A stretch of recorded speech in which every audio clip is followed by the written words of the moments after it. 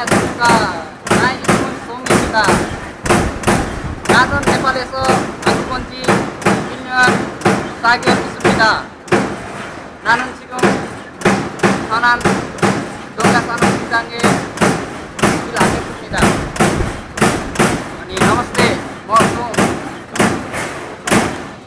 नेपालबाट आएको 1 वर्ष 7 महिना भयो। म चाहिँ अहिले सनानको डङ्गासन भन्ने कम्पनीमा काम गरिरहेको छु। एनसिडी जुन चाहिँ हाम्रो एलिभेटर भन्छ। एलिभेटर भनेको लिफ्ट, जस्तो कि बिल्डिङहरूमा राख्ने लिफ्टको लागि सामान बनाइन्छ।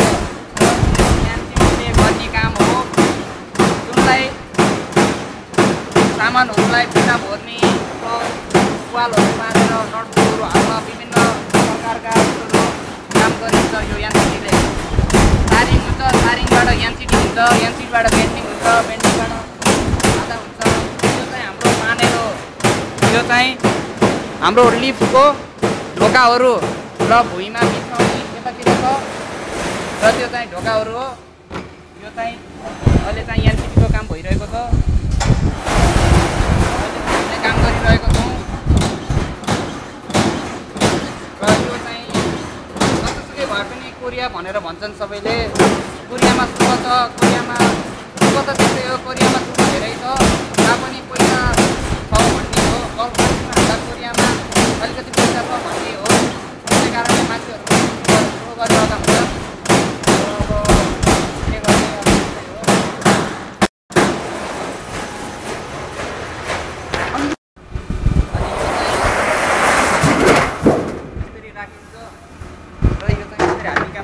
वास्तवमा दुईजनाले गर्ने काम हो, एकजनाले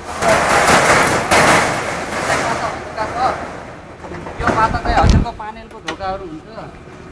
अनि पानेल भनेको तपाईँको ढोकाहरूमा यताउता सेफ्टीको लागि राखेको हुन्छ यो। अनि यो खासै गाह्रो छैन, देख्दा मात्र गाह्रो हुन्छ। अनि यहाँ बटन दबाइन्छ, अनि यहाँ खुट्टा दबाइन्छ, अनि यहाँ खुट्टामाथि क्लोज हुन्छ, यो यस्तो दबाइन्छ। अनि त्यहाँ चाहिँ गएर सबै खुट्टाहरू भरिन्छ हजुरको। अनि कम्पनी खासै ठुलो त छैन, तापनि कमाइ त्यस्तै हो। अब बेलुकासम्म दुःख गरेर यो 8 घन्टा त ओभर काट्ने हो। अनि ओभर टाइम गऱ्यो भने यताउता 2-3 घन्टा 3 घन्टा ओभर टाइम गऱ्यो भने त्यही हो। नेपाली लगभग 1 लाख जति समथिङ भेट्छ। हाम्रो बेसिक चाहिँ वास्तवमा भन्दाखेरि लगभग नेपाली 55,000 जति हुन्छ र ओटिपी दर्ता गर्दाखेरि हामीले 1 लाख जति हुन्छ। प्रायः कम्पनीहरूमा कतिपय साथीहरूले हामीले म्यानुफ्याक्चरिङमा छ अलिकति गर्छ र कतिपय साथीहरू कृषिमा, एग्रिकल्चरमा, अनि त्यस्तो फार्मरहरूमा विभिन्न उसहरूमा आफ्नो साथीहरूले धेरै जस्तो पाइरहेको हुन्छन् र तिनीहरू चोक्वा तलबमा बस्नु परेको हुन्छ। र हामीलाई त्यो कोरिया आएर पनि त्यो नेपालमा गएर केही गरौँला भन्ने सोच सानोतिनो त